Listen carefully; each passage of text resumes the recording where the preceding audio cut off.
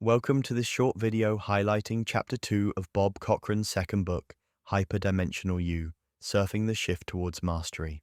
If you find the material interesting, much greater detail may be found within the book, which is available on Amazon.com in either paperback or e-reader form. Let's get started. Chapter 2, Life as a Video Game, Leveling Up. Have you ever wondered if we're all just characters in some cosmic video game? If your answer is no, buckle up, because this ride might just change your perspective forever. The ultimate simulation theory. Think about it. How many times have you played the same video game over and over? When your character dies, do you mourn its passing, or do you simply restart the game? In this metaphor, you are the player, and this incarnation's physical body is just one avatar in a multi-incarnation, long game. The truly mind-bending part, your higher self or soul are simultaneously watching all your parallel timelines, past, present, and future. This is how it's so good at predicting how you'll likely respond to life challenges. What if you tried to surprise it? Welcome to Earth, the game. If Earth is really an immersive virtual reality experience, then a wise player would optimize energy levels by keeping your avatar's vibrational frequency high and balanced. They would unlock hidden potentials to access abilities and intelligence most players never discover. Smart players dodge the traps by recognizing and avoiding the game's many weaponized pitfalls, and they play the long game by using each incarnation to make progress toward figuring out the ultimate puzzle. But here's the kicker. The game doesn't want you to know you're in a game.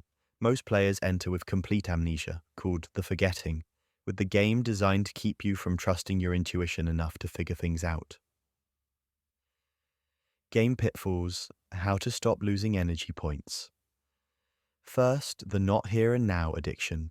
For every second your attention leaves the present moment, you forfeit vital life force energy downloads.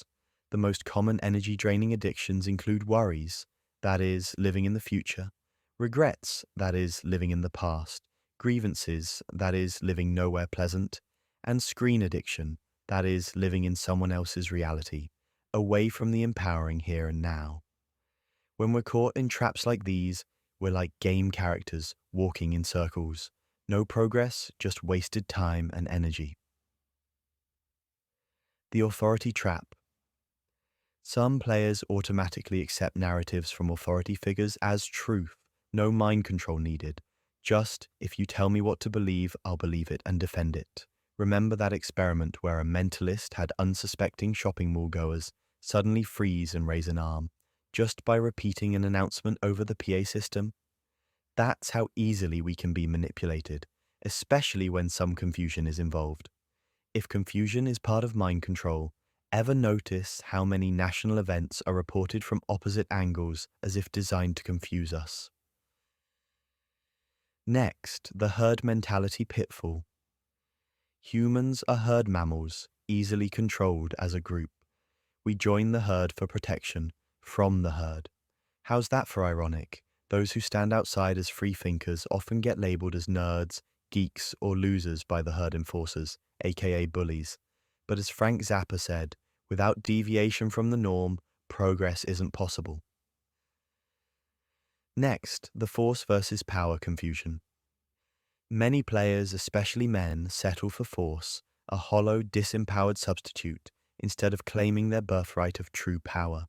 As Charlie Chaplin wisely noted, you need force only when you want to do something harmful. Otherwise, the power of love is enough to get it done. Hidden agents of the game.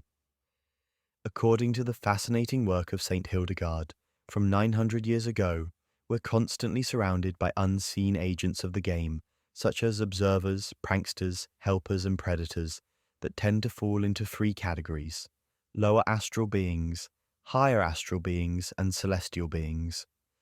The lower astral beings tend to be trickster predators, in that they're constantly offering us thoughts and media content designed to generate fear, which is their literal food. The more we play their game, thinking of it as harmless entertainment, the more they hang around, looking for new ways to cause us fear. The kicker? These beings interact with us very differently depending on our vibration level.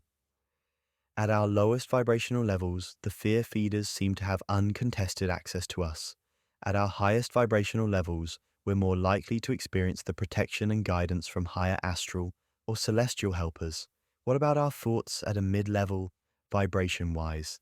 It's more like a thought-by-thought tug of war between unseen users and helpers. Leveling up, how to beat the game. So, how do we progress in the game? Here's your virtual reality game cheat code. First, move everything you're sure you know to the needs to be verified or to be determined pile, especially the viewpoints and controlled narratives that came pre-chewed from others, which may be virtually all of them.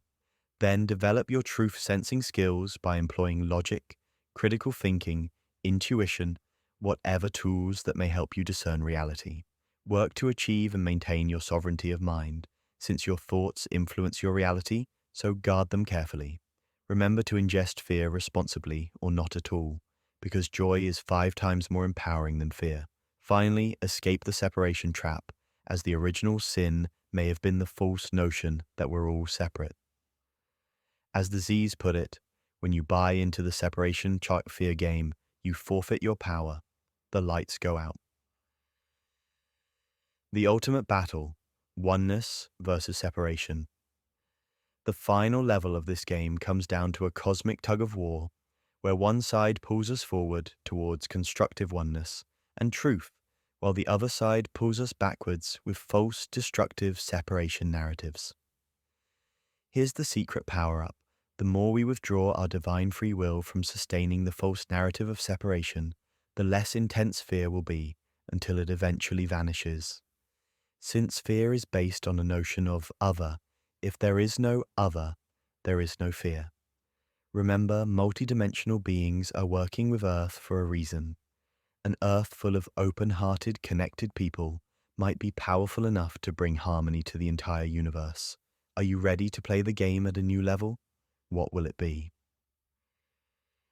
For more information on Bob Cochrane's first book, Hyperdimensional You, a time-traveling note to self from the corner of science and spirituality, or his second book, Hyperdimensional You, Surfing the Shift Toward Mastery, check out clever2wise.com or on Facebook, #clever2wise.